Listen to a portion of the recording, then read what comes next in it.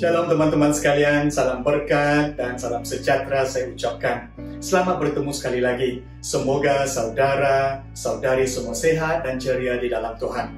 Hari ini kita masuk ke dalam prinsip yang keempat, yaitu prinsip pelaburan.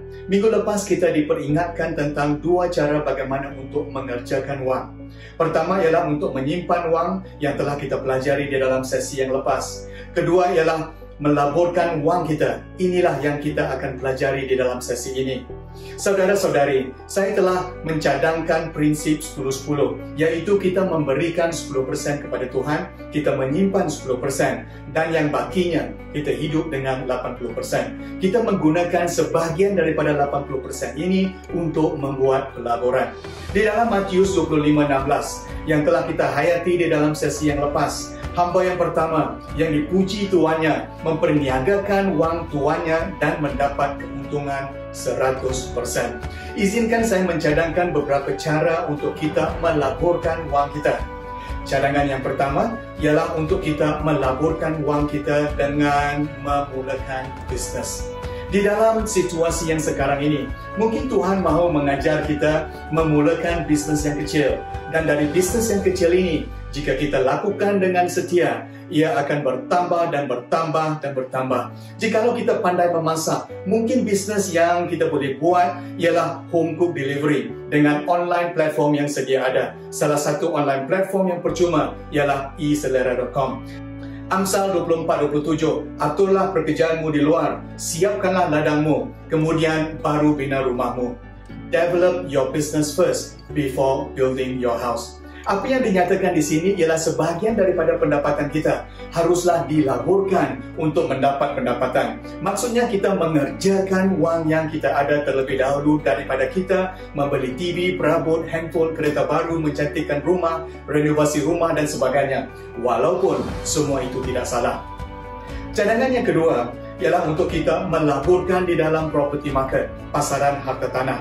Amsal 31:16-18. Setelah menimbangkan sewajar-wajarnya, dibelinya sebuah ladang, dan daripada hasil tangannya ditanaminya kebun anggur. Dia mengikat pinggangnya dengan kekuatan dan menguatkan lengannya. Dia tahu bahawa usahanya menguntungkan. Pada malam hari, pelitanya tidak padam. Ini adalah berkenaan dengan seorang wanita yang berkarakter noble, Amsal 31, yang mempertimbangkan sewajar-wajarnya, yang selepas itu membeli sebuah ladang dan mengerjakan ladang tersebut. Dia menambah nilai kepada tanah ladang dibelinya. Dengan usahanya, dia mendapat keuntungan. Jadi, saudara-saudari, kita membeli properti dan menambahkan nilainya. Contohnya, seperti melakukan bisnes dengan properti tersebut atau membuat perusahaan kecil, membuat renovasi dan menjualnya dengan harga yang lebih dan sebagainya. Kita harus menambah nilai, teman-teman sekalian.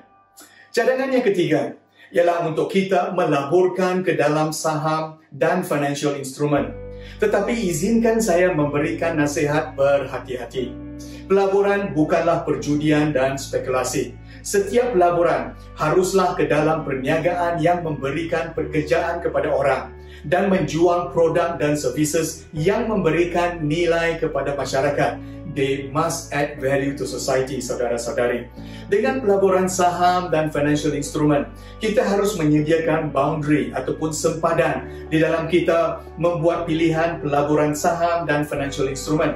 Pertama, kita harus membuat analisa dengan teliti, bukan dengan perasaan dan membuat spekulasi. Kedua, kita harus melaburkan di dalam pelbagai portfolio. Put our eggs in more than one basket. Kan saudara? Ketiga, melihat dengan perspektif jangka masa panjang dan bukan untuk mendapat keuntungan jangka masa pendek. Keempat, ialah untuk mengelakkan kesilapan. Kita harus mencari nasihat daripada mereka yang bijak dan takut akan Tuhan. Jadi saudara-saudari, berhati-hatilah jikalau kita mahu membuat pelaburan secara begini. Cadangan saya yang keempat ialah untuk melabur ke dalam kerajaan Allah yang berkekalan. 1 Timotius 6:18-19. Hendaklah mereka berbuat baik supaya mereka kaya dengan amal kebajikan, sedia memberi, rela berkongsi. Dengan demikian mereka meletakkan asas yang teguh bagi diri mereka untuk hari kemudian, supaya mereka dapat hidup kekal kelak. Wang adalah alat yang digunakan Tuhan. Yesus menyatakan di dalam Matius 6:20-21 supaya kita mengumpulkan harta di syurga.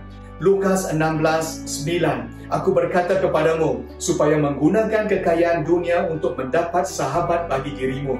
Apabila kekayaanmu lenyap, kamu akan disambut ke tempat kediaman yang kekal. Wow, ini bukanlah bermaksud untuk kita membeli kawan-kawan kita, saudara. Apa yang Yesus maksudkan di sini ialah untuk menggunakan uang kita untuk membawa orang kepada Kristus. Kehidupan kekal adalah melalui iman kepada Yesus Kristus. Dan dengan mereka beriman kepada Yesus, barulah kawan-kawan kita akan menyambut kita di tempat kediaman yang kekal, yaitu di syurga satu hari nanti. Inilah pelaburan keuangan yang terbaik yang boleh kita lakukan di antara keempat-empat cadangan saya, yaitu untuk kita melaburkan ke dalam pekerjaan misi. Amin, saudara-saudari. Jadi, kita telah bersama-sama mempelajari prinsip yang keempat, yaitu prinsip pelaburan. Kita memerlukan hikmat Tuhan, dan hikmat ini akan diberikan Tuhan kepada kita dengan murah hati apabila kita memintanya. Wow, inilah Tuhan kita. Amin, teman-teman sekalian. Mari kita berdoa. Tuhan, terima kasih kerana Engkau telah melaburkan ke dalam kehidupan kami terlebih dahulu. Kami memerlukan pertolongan Roh Kudus di dalam kami membuat keputusan untuk melabur. Kami memerlukan hikmat Tuhan. Kami menyerahkan diri kami ke tangan-Mu, supaya hidup kami di dunia ini adalah mengikut prinsip yang telah Engkau sediakan untuk kami. Walaupun kami tahu, destiny hidup kami adalah hidup berkekalan dengan Tuhan melalui iman kepada Yesus Kristus. Terima kasih Tuhan, dan kami doakan semua ini di dalam nama Yesus Kristus. Amin. Terima kasih saudara-saudari. Sampai kita bertemu sekali lagi. Tuhan memberkati. Shalom.